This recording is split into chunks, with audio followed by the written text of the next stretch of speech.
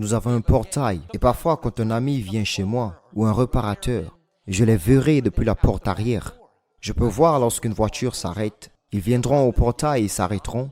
Et lorsqu'ils s'apprêtent à sortir ou essayant de savoir comment y entrer, je vais appuyer sur la commande de contrôle. Depuis la maison, le portail s'ouvre et ils entrent en voiture. Et nécessairement, ils diront « Je ne savais pas comment y entrer ». Et ensuite, le portail s'est juste ouvert, tout seul. Je leur dirai « Oui, j'étais en train de vous regarder. J'avais la commande de contrôle avec moi. » Dans la vie, vous arriverez à ces temps où vous êtes au portail, une porte fermée, vous n'avez pas le code, vous ne savez pas comment vous devez passer. C'est trop grand, c'est une porte en fer. Ne vous inquiétez pas, Dieu a la commande de contrôle. Il n'y a aucun portail où vous vous tenez où Dieu n'a pas la commande de contrôle. Et cela fonctionne depuis les cieux.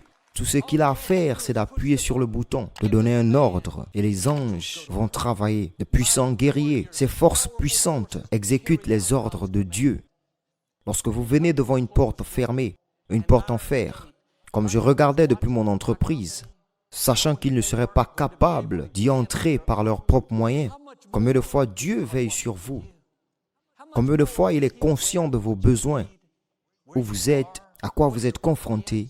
Il sait lorsque vous vous tenez devant ce grand portail, une porte en fer, vous n'avez pas le code. La maladie est en train de vous regarder. Les problèmes financiers, l'enfant qui n'est pas sur la bonne voie, vous êtes enfermé. Il n'y a aucun moyen pour vous de passer ce portail. Soyez en paix. Dieu vous voit et il a la commande de contrôle. Lorsque c'est le bon moment, ce portail s'ouvrira. Les chaînes seront brisées. Les barres de fer seront coupées en deux. Lorsque Dieu veut l'ouvrir, rien ne peut l'empêcher de l'ouvrir. Pierre était en prison, enchaîné entre deux gardes. Le jour suivant, il devait être traduit en justice. Il savait qu'il y avait de bonnes chances pour lui, que ceci était la dernière nuit de sa vie. Que faisait-il? S'inquiétait-il? Se plaignait-il? Arpentait-il le sol? Dans son combat le plus difficile, il dormait à poing fermé. Il avait compris ce principe, que même s'il y avait une porte en fer devant lui, aucun moyen pour lui de sortir par ses propres forces. Il savait que Dieu était son gardien, que Dieu avait la commande de contrôle. Alors quand il aurait pu être paniqué, frustré, il était en repos. J'ai appris que lorsque vous vous reposez, Dieu s'en va pour travailler. Mais lorsque vous travaillez, lorsque vous êtes inquiet, vous êtes stressé, qu'est-ce que je ferai? Dieu se repose. Revenez à cet endroit de paix. Dieu a la commande de contrôle pour toutes les portes auxquelles vous faites face. L'ennemi peut l'avoir fermée. Il y a un portail en fer, mais Dieu est le gardien. Hérode a fait de son mieux afin d'empêcher à Pierre de sortir de la prison. Mais ce qu'il n'avait pas réalisé, c'est qu'il ne pouvait pas empêcher Dieu d'y entrer. Les Écritures disent que Dieu est une aide présente dans les difficultés. Dieu vient avec vous dans la prison, à l'hôpital, dans la trahison. Alors que Pierre était endormi, au milieu de la nuit, un ange s'est montré et est allé vers Pierre pour le réveiller.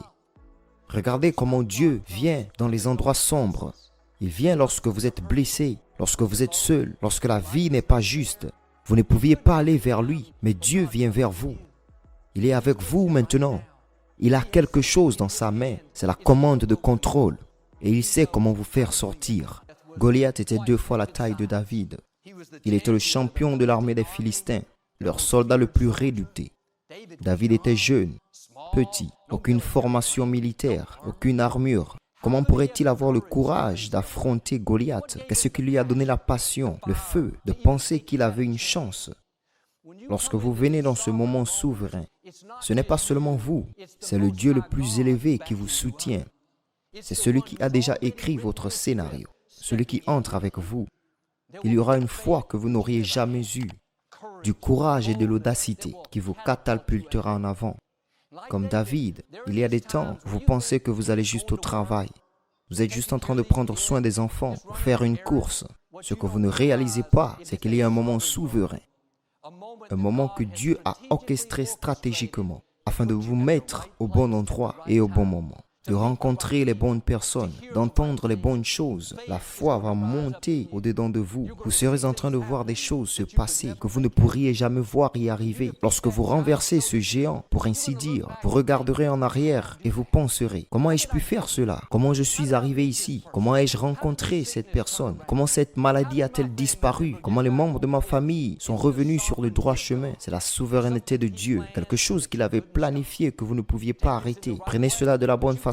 Vous ne pouviez pas tout gâcher. Vous n'êtes pas aussi puissant. Il avait déjà décidé cela depuis longtemps, avant que vous ne soyez nés, pour que cela arrive. Je n'oublierai jamais, un mardi, j'étais en train de partir pour le travail, juste comme un autre jour ordinaire. J'étais à l'église.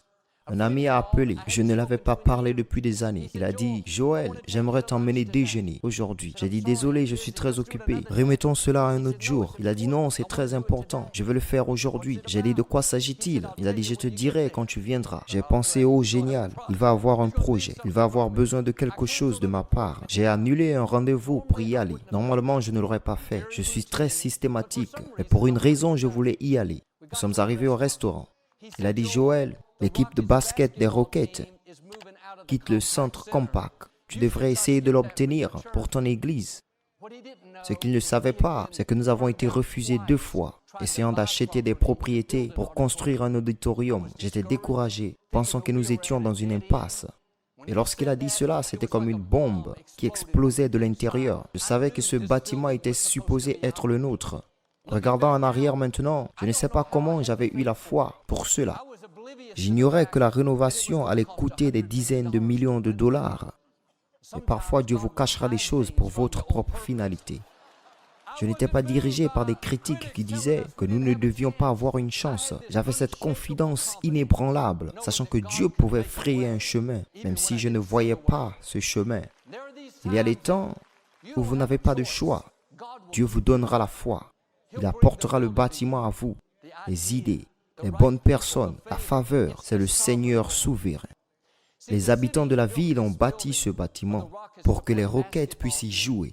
Mais ils n'avaient pas réalisé que bien avant qu'ils ne bâtissent cela, Dieu avait déjà décidé que ce bâtiment serait à nous. Cela avait déjà été écrit dans le scénario.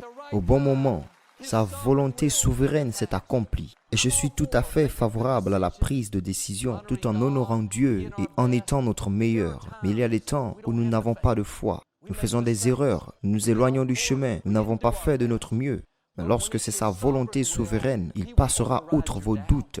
Il passera outre vos erreurs. Il passera outre ceux qui essaient de vous arrêter et vous renverserez le géant. Et vous aurez votre centre compact. Vous rencontrerez la personne de vos rêves. Vous rentrerez dans votre grandeur.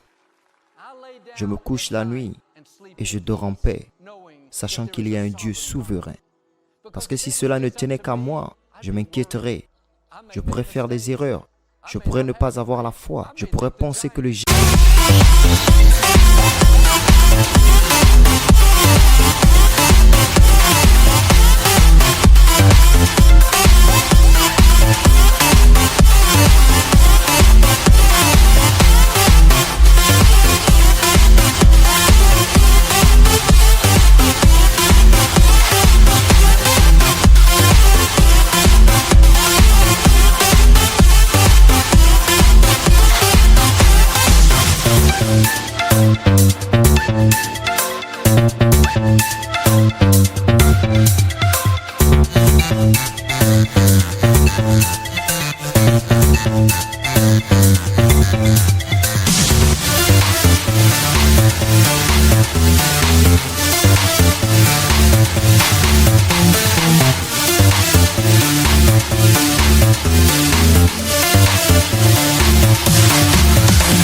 est trop grand, mais à cause de la souveraineté de Dieu, il y a des temps où ce que nous pensons, ou ce que nous faisons et comment nous les accomplissons ne change pas ce que Dieu a déjà prédestiné pour nos vies.